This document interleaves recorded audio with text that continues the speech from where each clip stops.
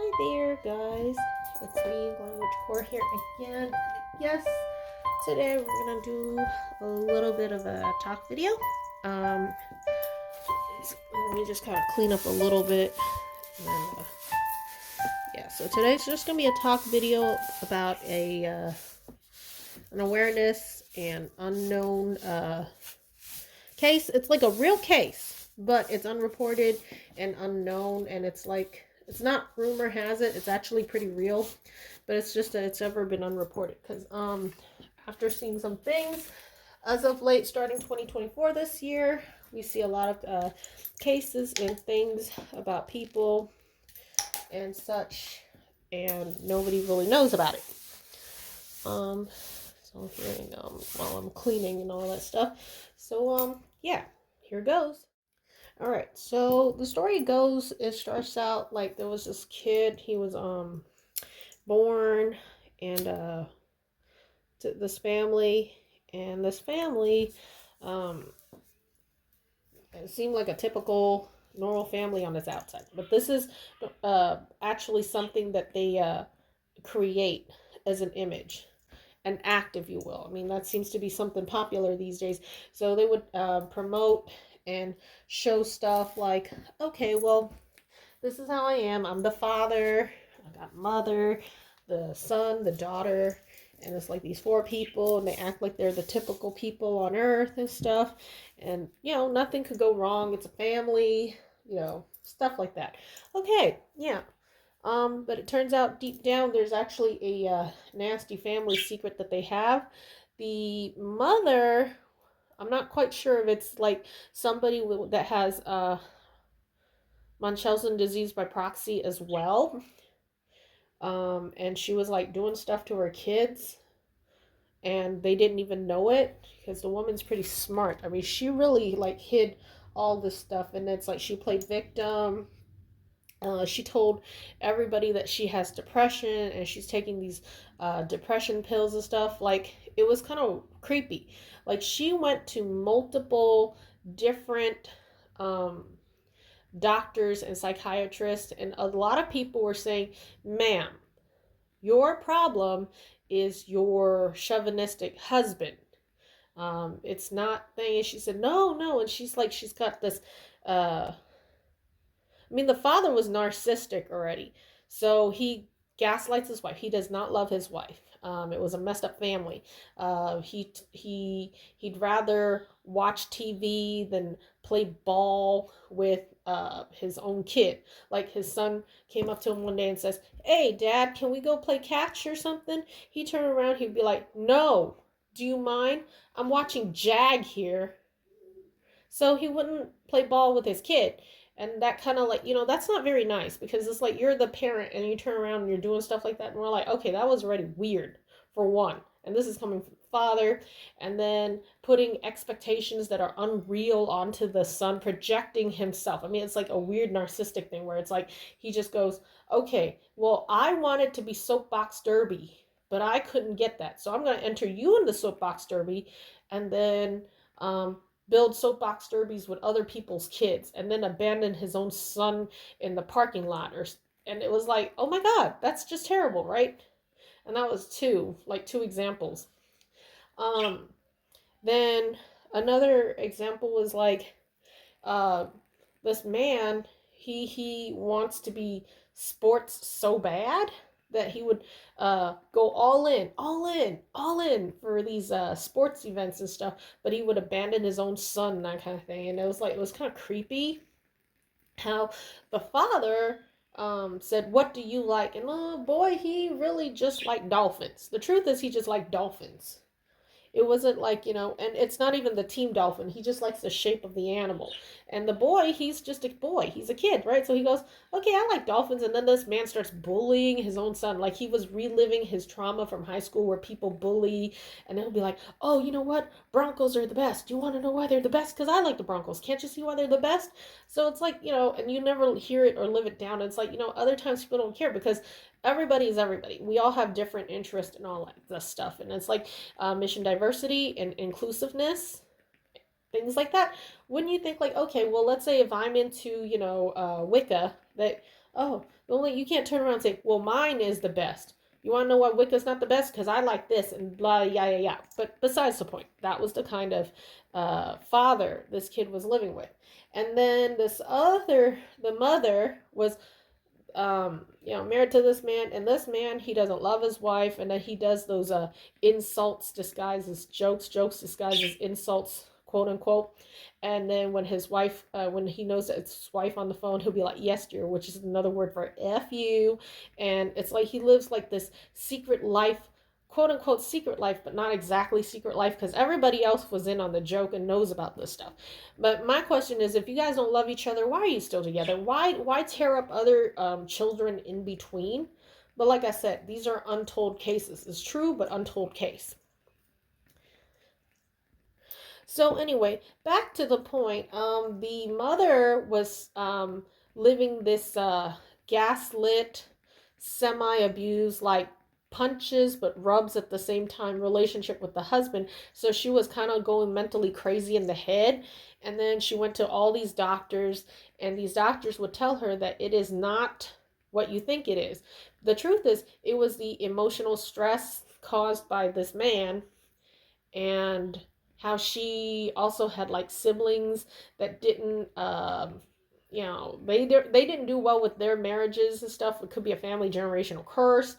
And she turned around and she wanted to beat her siblings by saying she has a marriage no matter what. Even if it's broken, it's still tacked together as an image. And she'd rather hang on to this. And then she would have emotional distress. And then she turned around and she was like, she kept going to different doctors saying that she was sick. And finally, they found one doctor that was willing to give her prescription medicine. Now, um, remember, there's underlying problems with this family. And psychologically, they're hurt emotionally inside. They're hurt tearing up the children, they're tearing up the son, and all this stuff. So when the time comes around when her ovulation cycle starts or something, and she's under PMS or whatever, these symptoms got worse, and she would tear her son apart. Like what he remembered was just horrific stuff. Every time it reached that time of month, he had to learn real fast what survival mode was when his mother lost it.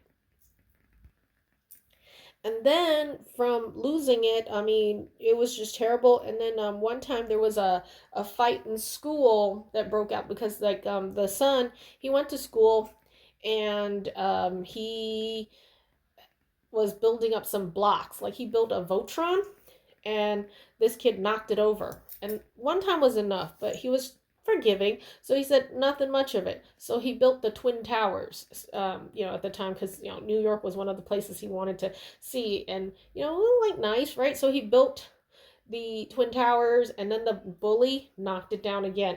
And then finally he's like, fine, I give up. I'll just build a small skyscraper, Empire State Building skyscraper. This kid just went ahead and knocked it down again. Then he's like, you know what? The first time was actually enough, and this is the last straw. So, boys will be boys, and they kind of fought. So he's trying to stand up for himself. It's a natural instinct, and at the same time, it's like nobody intervened, nobody looked, nobody saw it. Where was the teacher? Who knows?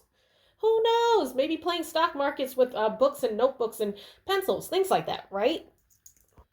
Anyway, it turns out that they were all pulled to the office, and rather than hearing both sides of the story, the mother and the father turned around and they yelled immediately at the boy for like being the fight causer. Like they just hated this boy from the beginning, where it's like, look, and he's like, the thing, and they're like, no hands if for butts. So, it turns out there was more corruption involved because the boy, the reason why he's like that was because it was a pretty bad school or something, or corruption. He was the son of a nurse inside the school. So now all of them are pulling the principal and counselors involved and all that stuff. And they turn around, they put the son as the the public enemy number one. So he's being victimized at school. He's being victimized from his house. And then afterwards, the mother was like, oh, I don't know what to do with you. And I'm going to go send you into psychology. So she sent him to the psychologist, right? So the psychologist is talking to this kid, and it turns out this kid's pretty normal, right? So the psychologist has to investigate, and then the third one, because it's like the first one was like, okay, I'm not taking on this case. This is weird, right? Pushed it on to a second doctor. This is weird. So finally, the third psychologist was like, okay, you know what? Why don't you just spill the beans and let me know what happened? And he said, this boy bullied me in school. He pushed my Votrons down. I tried to defend myself, and I'm just told that, I'm the crazy one.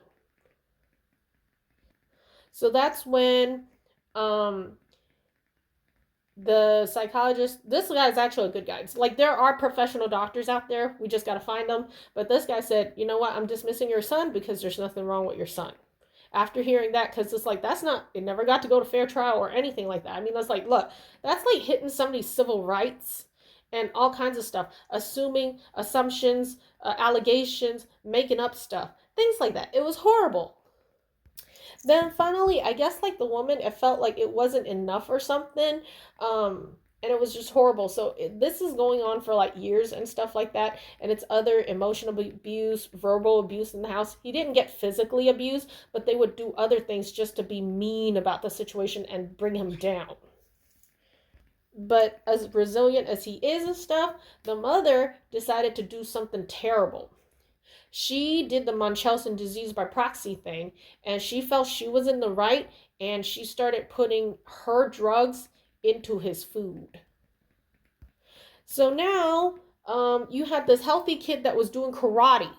He used to do karate. This kid used to do karate, and then afterwards it gave him asthma, or like it was like fighting him or something, because it's like he's starting to get weak and sick and stuff. And she said, oh, he's developed asthma, so I have to pull him out of karate.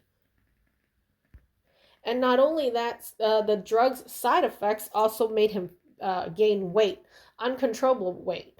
And it's like you could see it in all his pictures from when he was a kid, a toddler, a baby toddler, all the way to a thing. He started growing and starting to look like alfalfa. For somebody that's normally not that fat to like gain weight in 1 year, something's off.